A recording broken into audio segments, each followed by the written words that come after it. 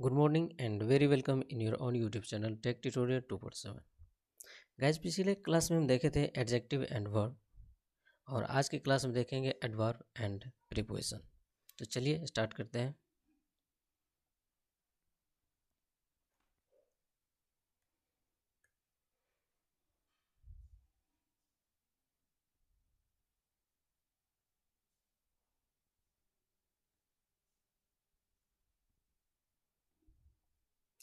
Adverb, अब यहाँ पे देख रहे हैं एडवर्ब में A D D plus verb है और यहाँ पे देख रहे हैं ए डी प्लस वर्ब है। तो इसको समझ लेते पहले कंसेप्ट से। जब किसी भी मेन वर्ड में, यदि ये एक मेन वर्ड है और किसी भी मेन वर्ड में एक छोटा सा यूनिट हम ऐड करते हैं या छोटा सा शब्द ऐड करते हैं, तो ये शब्द जब भी ऐड होता है इस मेन वर्ड में और एक अपना अलग मीनिंग तैयार कर लेता है, तो जो शब्द ऐड होता है इसे हम सफिक्स बोलते हैं। सपोज यहाँ पे मेन वर्ड एक लिखा हुआ है ब्यूटी, और ब्यूटी शब्द में हम यहाँ पे फुल ऐड कर देते हैं यानी ब्यूटीफुल। अब इस मेन वर्ड में ब्यूटीफुल, ब्यूटी यहाँ पे एक मेन वर्ड है और इसमें फुल शब्द ऐड किए हैं, तो मेन वर्ड के बाद ऐड होने वाले जो शब्द होते हैं वो सफिक्स कहलाते हैं। यानी ये शब्द जो है यहाँ पे सफिक्स कहलाया। और यदि इसी मेन वर्ड से पहले यदि कोई भी वर्ड ऐड हो जाता है तो वो प्रीफिक्स कहलाता है। जैसे ऑल प्लस राइट लिखते हैं, तो राइट शब्द यहाँ पे एक मेन वर्ड हुआ और मेन वर्ड हुआ और मेन वर्ड से पहले यहाँ पे ऑल शब्द ऐड हुआ है। इसी प्रकार यहाँ पे लिखा हुआ है A D D plus verb, और ये वर्ब जो है यहाँ पे एक मेन वर्ड है और मेन वर्ड से पहले यहाँ पे हम एक वर्ड को ऐड किए हैं जो यहाँ पे एक अलग मीनिंग दे रहा है, एडवर्ब। अब यहाँ पे डबल डी देख रहे हैं और यहाँ पे सिंगल डी देख रहे हैं, तो ये समझिए। अब यदि किसी भी मेन वर्ड में यदि कोई वर्ड हम ऐड करते हैं और ऐड करते वक्त यदि डबल कॉन्सोनेंट होता है यानी डबल कॉन्सोनेंट होता है, जैसे यहाँ पे देखिए यू के बाद डबल कॉन्सोनेंट है, यहाँ देखिए ए के बाद डबल कॉन्सोनेंट है, तो एक कॉन्सोनेंट जो है वहाँ से रिमूव हो जाता है। जैसे यहाँ पे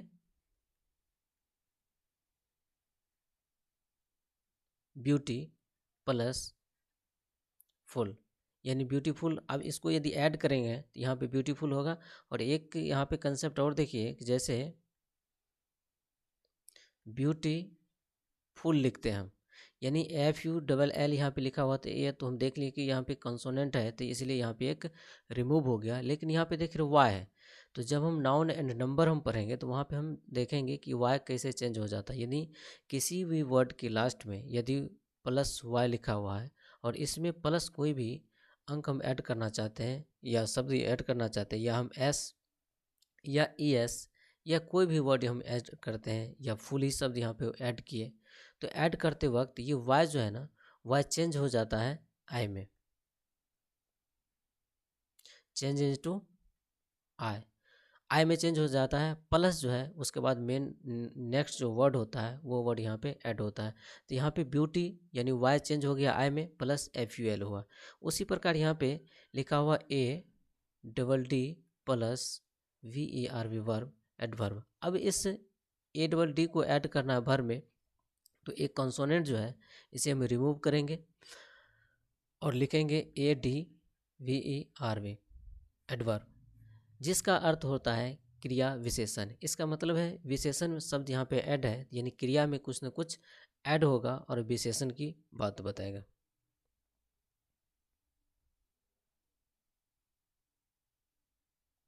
अब नेक्स्ट इसका एडवर्ब का इंट्रोडक्शन देख लेते हैं। इंट्रोडक्शन क्या कहता है?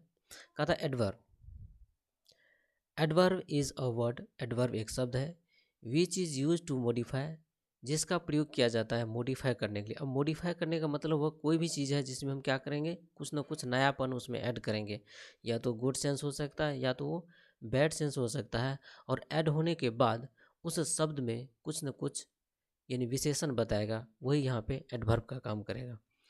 यहाँ पे एक शब्द और समझिए कि एक एडजेक्टिव होता है और एक एडवर्ब होता है। तो अब यहाँ पे देख रहे हैं कि एक एडजेक्टिव जो होता है वो सिर्फ एक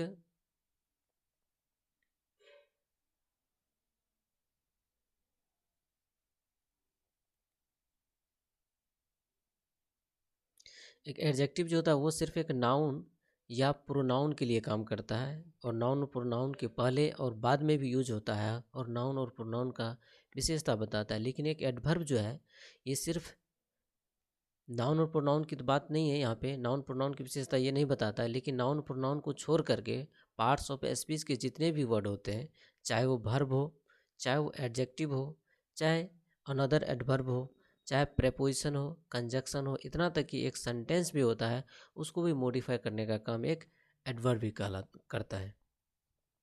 तो यहाँ पे है which is use to modify a verb, जो एक वर्ब को मॉडिफाई करने का काम करता है। साथ ही साथ एन एडजेक्टिव, एक एडजेक्टिव जो है उसको भी मॉडिफाई करता है।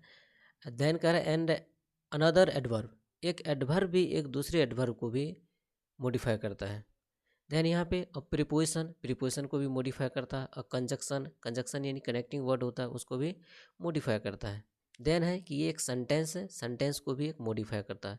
कहने का मतलब नाउन और प्रोनाउन छोड़ करके पार्ट्स ऑफ स्पीच के जितने भी वर्ड होते हैं उनको मॉडिफाई करने का काम एक एडवर्ब करता है।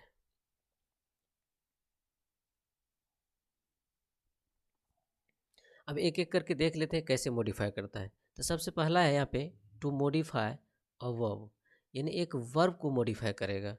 यानी एक एडवर्ब, यानी ये एडवर्ब जो है एक वर्ब को मॉडिफाई करेगा। जैसे कर सी राइट्स वेल, सी यहाँ पे एक सब्जेक्ट हो गया, राइट्स यहाँ पे वर्ब हो गया, और वेल शब्द यहाँ पे एडवर्ब हो गया।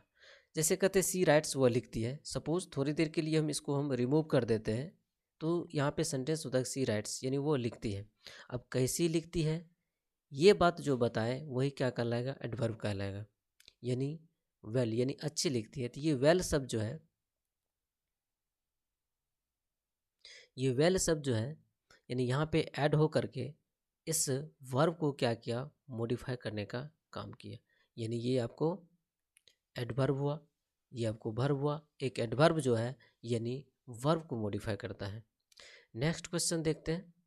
कहा था माय ब्रोदर, यहाँ पे ब्रोदर शब्द एक नाउन है, और नाउन से पहले एक माय जो आया है ये एक पजेसिव एडजेक्टिव है, और पजेसिव एडजेक्टिव यानी एडजेक्टिव जो होते हैं वो नाउन से पहले ऐड होता है। और यहाँ पे पजेशन दिखा रहा है, कहा माय ब्रोदर स्पीक्स, मेरा भाई बोलता है। अब कैसा बोलता है ये सब जो बताएगा वही यहाँ पे एडवर्ब हो जाएगा। तो फ्लुएंटली यानी धारा प्रवाह, धारा प्रवाह बोलता है, तो ये धारा प्रवाह यानी स्पीक शब्द में ऐड हुआ है, जिसको क्या कर रहा है, क्वालिफाई कर रहा है यानी मॉडिफाई कर रहा है। तो स्पीक शब्द यहाँ पे वर्ब हुआ और ये फ्लुएंटली एडवर्ब हुआ।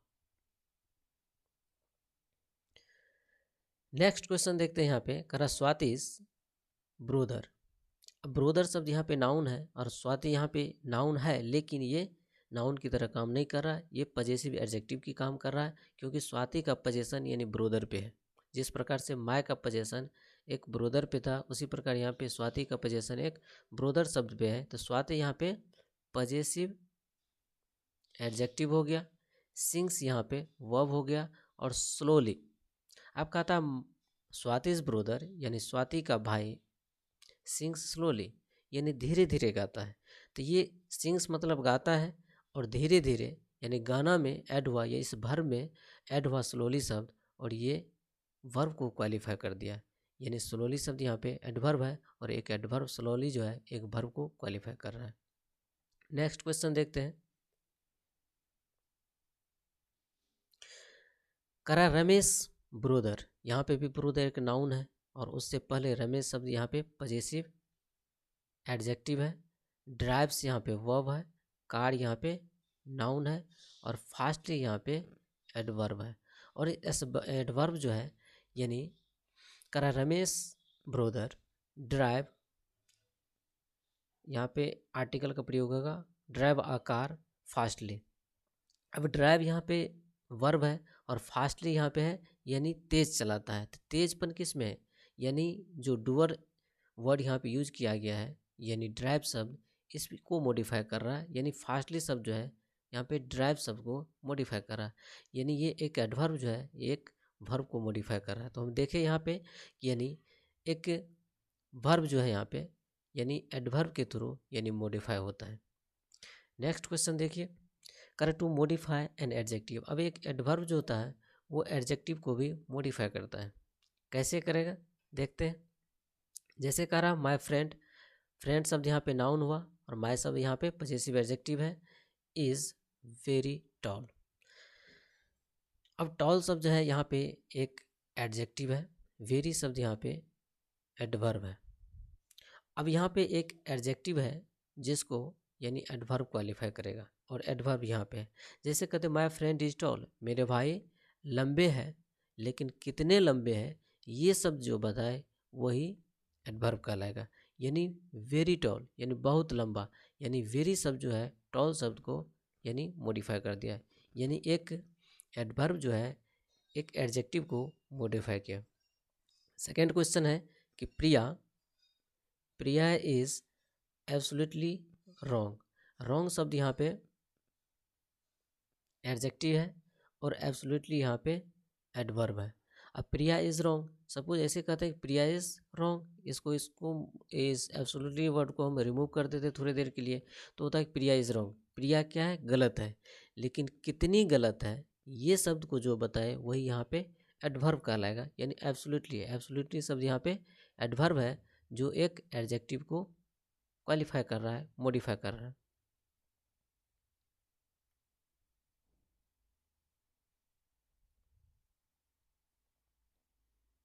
नेक्स्ट है आपका टू मॉडिफाई एन एडवर्ब। अब एक एडवर्ब जो है वर्ब को मॉडिफाई किया, एक एडवर्ब जो है एडजेक्टिव को मॉडिफाई किया और एक एडवर्ब खुद जो है एक एडवर्ब को मॉडिफाई करता है। जैसे सी राइट्स वेरी क्लियरली।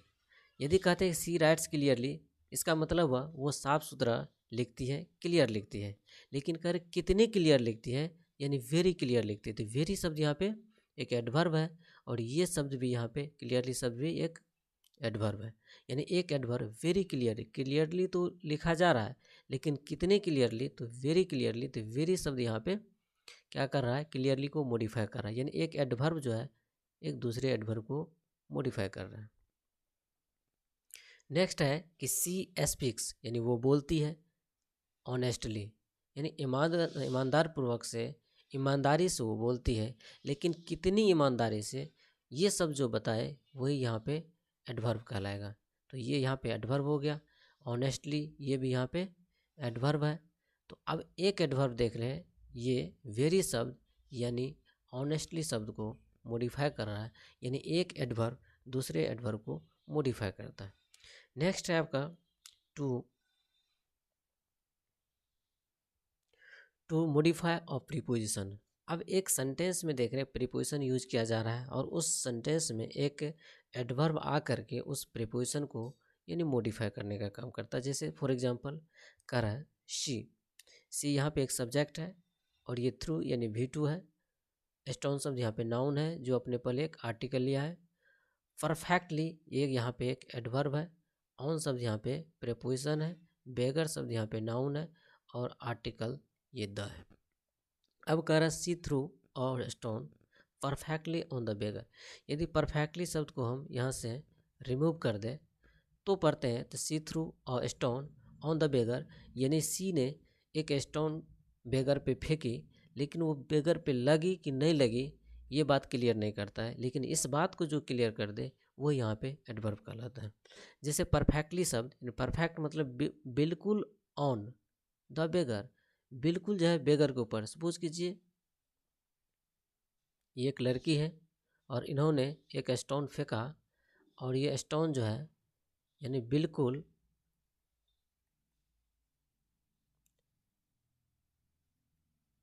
इस बेगर के ऊपर यानी लग गया।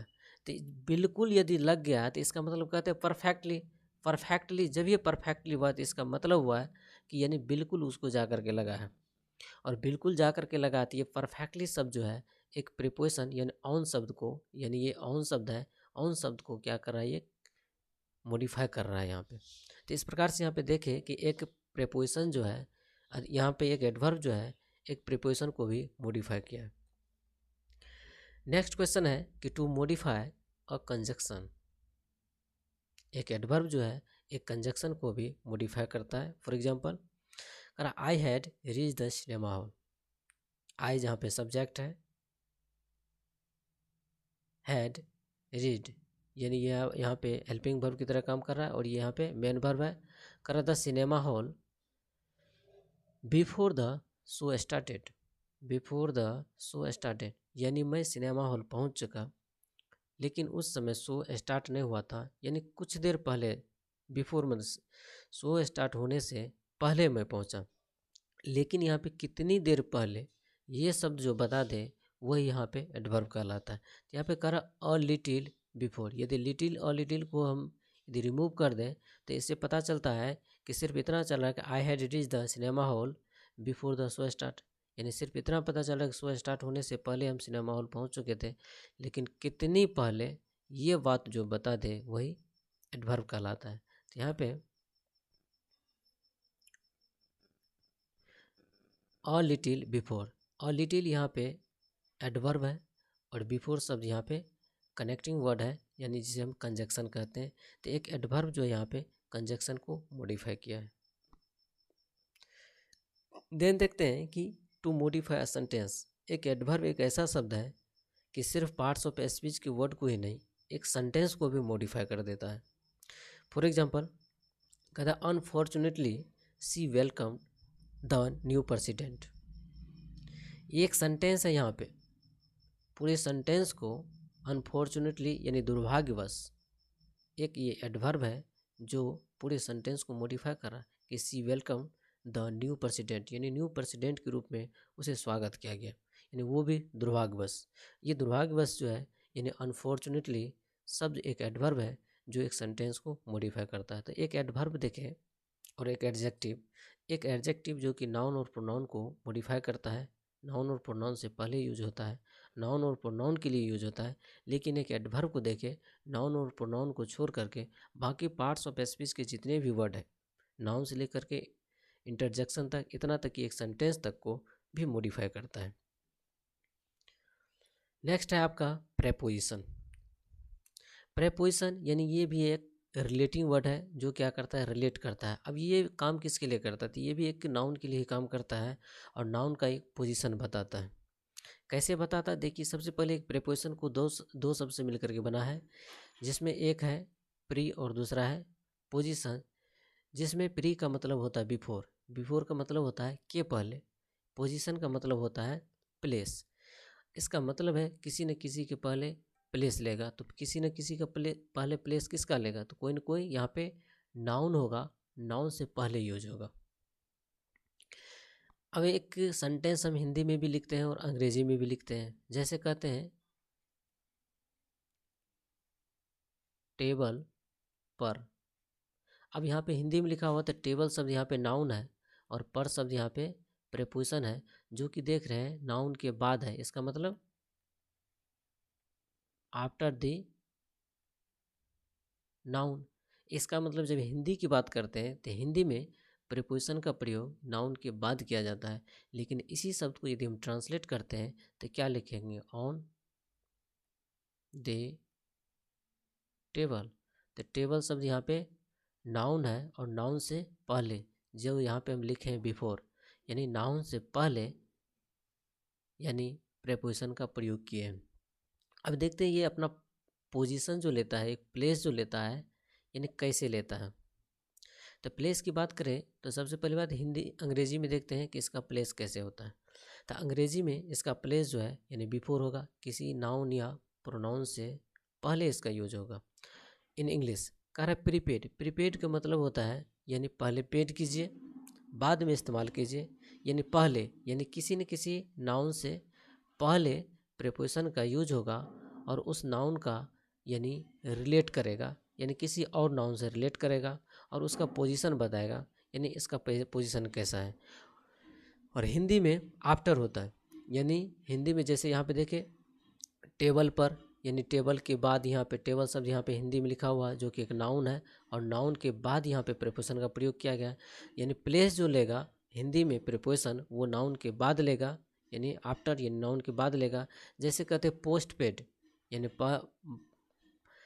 पहले पेड के पहले इस्तेमाल कीजिए बाद में पेड कीजिए, तो वो यहाँ पे पोस्ट पेड कहलाता है।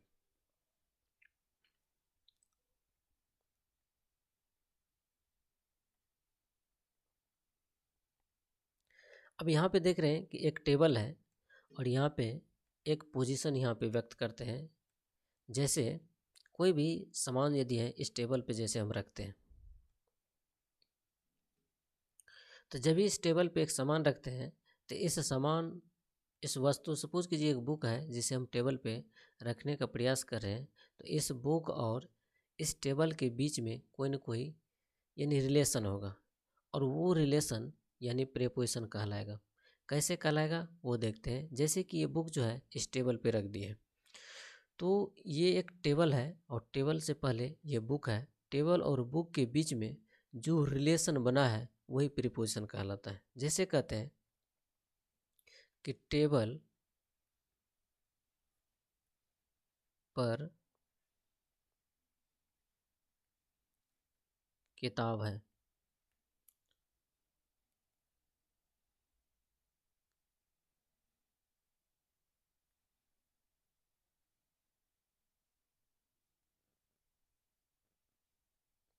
ये तक लिखते हैं टेबल पर किताब। अब देखते हैं यहाँ पे एक टेबल शब्द यहाँ पे नाउन है, दूसरा यहाँ पे नाउन है। टेबल यानी ये एक टेबल है और ये एक बुक है जो कि देख रहे हैं टेबल पर रखा हुआ है, और इस बीच का जो रिलेशन जो बताता है वो रिलेशन कौन बता रहा है? एक प्रीपोजिशन बता रहा है, यानी टेबल पर किताब। यानी दो नाउन के बीच में आकर के यानी क्या किया है, यानी रिलेट करने का काम किया है। यदि इसको हम क्या करते हैं, रिमूव कर देते हैं, सपोज इसको हम रिमूव कर देते हैं, हटा देते हैं, तो अब देखिए यहाँ पे इसका अर्थ क्या हो जाता है, टेबल किताब।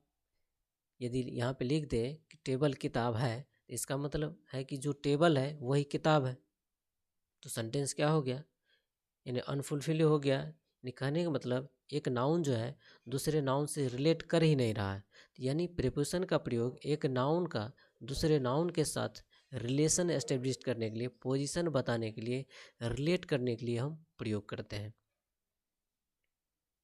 तो जैसे यहाँ पे लिखते हैं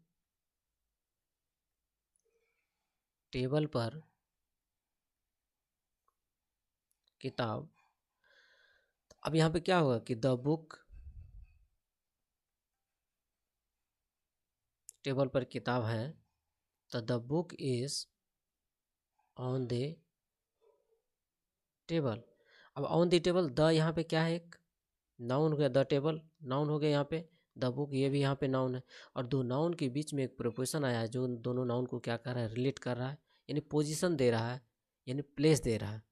और अंग्रेजी में नाउन के पहले प्रीपोजिशन यूज होता है और एक नाउन का दूसरे नाउन के साथ रिलेट करता है, यानी पोजीशन बताता है, प्लेस बताता है। चलिए कुछ एग्जाम्पल देख लेते हैं। जैसे कि माय ब्रोदर इज सिटिंग। अब एक ये भाई है यानी कोई लड़का है जो कह रहा है माय ब्रोदर, और ये क्या है, बैठा हुआ है, कह रहा है डैश द रूम। अब सपोज कीजिए एक रूम है और इस रूम में कोई भी व्यक्ति बैठा हुआ है, तो ये अंदर की बात बता रहा है। जब ये अंदर की बात बता रहा है तो वहाँ पे हम क्या करें, चाहे चारों ओर से घिरा हुआ हो या ना हो, लेकिन अंदर की बात हो, अंदर में गति में हो या ना हो, कोई फ़र्क नहीं पड़ता, सिर्फ इतना पता चले कि वो अंदर में है, वहाँ पे प्रीपोजिशन इनका प्रयोग करते हैं। तो यहाँ पे होगा my brother is sitting in the room. अब एक रूम शब्द यहाँ पे नाउन है और दूसरा है माय ब्रदर। माय ब्रदर और रूम के बीच में जो रिलेट कर रहा है, एक रिलेशन बता रहा है, वो एक प्रीपोजिशन इन जो है वो रिलेशन बता रहा है। सेकेंड क्वेश्चन, करा द फ्रॉग। फ्रॉग यहाँ पे एक नाउन है, वेल यहाँ पे ये भी एक नाउन है। करा the frog dash the well. अब एक यहाँ पे क्या करेंगे, हम वर्ड का प्रयोग करेंगे, हम उसका बाद प्रीपोजिशन का प्रयोग करेंगे। जैसे कहेंगे the frog jumped dash the well, तो इनटू द वेल। अब इनटू का प्रयोग वहाँ पे करते हैं जब एक फेज से हम दूसरे फेज में प्रवेश करते हैं। जैसे सपोज कीजिए आप अपने घर से यानी चले स्कूल के लिए, बैग लटका के स्कूल के लिए चले, और यहाँ पे आपका क्लासरूम है, और क्लासरूम से पहले का माहौल और क्लासरूम जब इंटर करेंगे उसका माहौल में परिवर्तन होगा। सपोज कीजिए ये कुआं है और इस कुआं में पानी है, और एक मेढक है जो कि क्या किया है, इस वेल में जंप कर गया है। तो पहले क्या था, वो ज़मीन पे था यानी एयर में था, उसके बाद वाटर में चले गया, यानी फेज चेंज हो गया, रूप में परिवर्तन हो गया। यानी जब किसी, और साथ ही साथ मोशन में है। यहाँ पे दो शब्द लिखा हुआ है, एक इन लिखा हुआ है प्लस यहाँ पे टू लिखा हुआ है, इन प्लस टू। टू का मतलब होता है यहाँ पे फोर्स, इन का मतलब अंदर, यानी अंदर की ओर हम जब भी हम यहाँ पे फोर्स करते हैं वहाँ पे इनटू का प्रयोग करते हैं। तो यहाँ पे देखिए एक फ्रॉग है जो कि वेल यानी कुआं में यानी जंप कर गया है, कूद गया है, तो पानी के अंदर गया है, फेज चेंज हुआ, पहले वायर एयर में था अब वाटर में चले गया है। तो यहाँ पे जंप इनटू द वेल का प्रयोग करेंगे। तो यहाँ पे देख रहे हैं एक फ्रॉग एक वेल है, दो नाउन है जिसको क्या किया है यानी रिलेट करने का काम एक प्रीपोजिशन किया है। नेक्स्ट क्वेश्चन कह रहा है a bevy of girls is coming dash the class. ये क्लास शब्द यहाँ पे एक नाउन हुआ, और ए बेबी ऑफ गर्ल्स यहाँ तक एक सब्जेक्ट है, ये भी एक नाउन है। ये बेबी ऑफ गर्ल्स का मतलब यानी एक गर्ल्स की टोली यानी ग्रुप जो है is coming dash the class. अब क्लास के अंदर आएगी, क्लास के अंदर यानी क्या होगा, फेज चेंज होगा। तो यहाँ पे भी क्या करेंगे हम इनटू का प्रयोग करेंगे। अब इनटू शब्द क्या किया है, यहाँ पे एक क्लास शब्द है इसको, और दूसरा जो है यहाँ पे यानी अ बेबी ऑफ गर्ल्स है, दोनों को क्या किया रिलेट करने का काम किया, यानी दोनों के बीच में पोजीशन बताया। नेक्स्ट क्वेश्चन है कि the fan is dash my head. अब माई हेड शब्द यहाँ पे एक नाउन है, द फैन यहाँ पे भी फैन एक नाउन है। दो यानी नाउ फैन और हेड के बीच में रिलेट करने के लिए एक वर्ड आएगा, जैसे कहते हैं ओवर। ओवर मतलब के ऊपर, यानी the fan is over my head, मेरे सर के ऊपर फैन है। नेक्स्ट क्वेश्चन है कि कह रहा द कूली, यानी एक ये भी नाउन है, वाज कैरिंग अ बैग, एक बैग भी एक नाउन है। कह रहा हिज हेड। सपोज कीजिए कि ये एक कूली है और इसके सर पे क्या है, बैग है, ठीक है, और साथ ही साथ क्या कर रहे हैं, कैरी कर रहा है। तो इस बैग और इस व्यक्ति के बीच में जो पोजीशन लिया हुआ है, इस शब्द को जो बताएगा वही शब्द प्रीपोजिशन कहलाएगा। तो कह रहा the coolie is carrying a bag dash his head, अपने सर पे न ढो रहे हैं, तो क्या होगा ऑन हिज हेड, यानी द कूली वाज कैरिंग, एक कूली जो है यानी ढो रहा था अ बैग, एक बैग, ऑन हिज हेड, अपने सर पे। नेक्स्ट क्वेश्चन है कि Sita was walking dash the road. अब यहाँ पे देखिए एक होता है राउंड, एक होता है राउंड,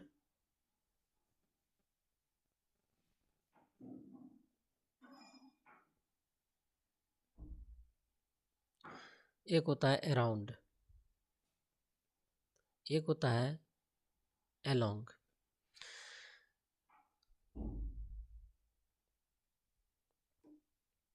एक है राउंड, अराउंड और अलोंग।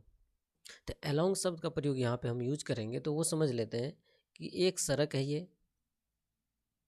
और कह रहा है Sita was walking dash the road.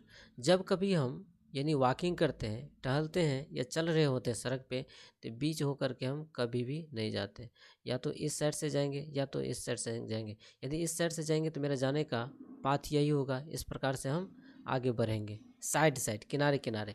तो इसका मतलब होता है अलोंग, किनारे किनारे। सपोज किसी इस किनारे में कोई वृक्ष लगा हुआ है, तो वहाँ पे हम क्या करेंगे, अलोंग का प्रयोग करेंगे, यानी कतार में हो। और यानी जिस रास्ते से होकर के एक बार हम गुजर जाए, जिंदगी भर उस रास्ते पर वापस ना आए, उसके साथ हम अलोंग का प्रयोग करते हैं। यानी जिसका एक छोर दूसरे से ना मिले। अब आप कहेंगे वापस तो हम आएंगे इसी सड़क से, तो वापस जो आएंगे तो आप इस होकर के नहीं आएंगे, आप ये रास्ता अपनाएंगे, आप अपने साइड से आएंगे। तो इसका किनारा ये होता है और इसका किनारा ये हुआ इधर। तो आप क्या किए हैं, जब भी इस होकर के आएंगे तो दोबारा इस होकर के नहीं जाएंगे, दोबारा जाएंगे तो इस होकर के जाएंगे, ना कि इस होकर के। तो हम क्या करते हैं, जब किनारा की बात करते हैं तो वहाँ पे एलोंग का प्रयोग करते हैं, साथ ही साथ एलोंग वहाँ पे प्रयोग करते हैं प्लस क्या हो, मोशन होना चाहिए। किनारा का सेंस होना चाहिए, मोशन होना चाहिए, वहाँ पे हम क्या करते हैं, एलोंग का प्रयोग करते हैं। तो Sita was walking along the road. अब यहाँ पे रोड शब्द एक नाउन है, यहाँ पे सीता शब्द एक नाउन है। एक नाउन दूसरे नाउन को रिलेट किया है और उनके करने का काम एक अलोंग वर्ड किया है, वैसे होगा she was walking the road, कोई सेंस ही नहीं निकलता है। तो एक नाउन का यानी रिलेट जो है एक दूसरा नाउन के थ्रू किया गया है, जिसके माध्यम से किया गया वो प्रीपोजिशन कहलाया। चलिए नेक्स्ट क्वेश्चन देखते हैं। नेक्स्ट क्वेश्चन है कि he is running dash the ground. Ground एक प्लेस है, यानी ये भी एक क्या है, नाउन है, और ही भी क्या है, एक नाउन या प्रोनाउन है यहाँ पे। अब कह रहा है ही इज रनिंग। अब ग्राउंड का मतलब हुआ, यानी सपोज कीजिए एक घर है और चारों ओर से ये बाउंड्री क्या हुआ, इसके यानी किनारे किनारे यानी चक्कर लगा रहा है। तो अभी तुरंत हम देखें एक वर्ड राउंड का प्रयोग किए हैं, एक राउंड का प्रयोग किए हैं और एक अलोंग का प्रयोग किए हैं। यदि जब भी हम प्लस मोशन में होगा, जैसे करें रनिंग दौड़ रहा है तो ये मोशन में, तो वहाँ पे हम क्या करेंगे,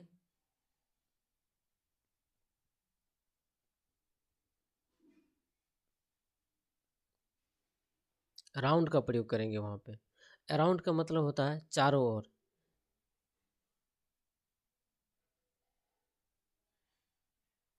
यानी यहाँ पे एक राउंड शब्द आया जो कि एक नाउन जो है ग्राउंड और एक ही जो है उसको क्या किया, दोनों को रिलेट करने का काम किया है।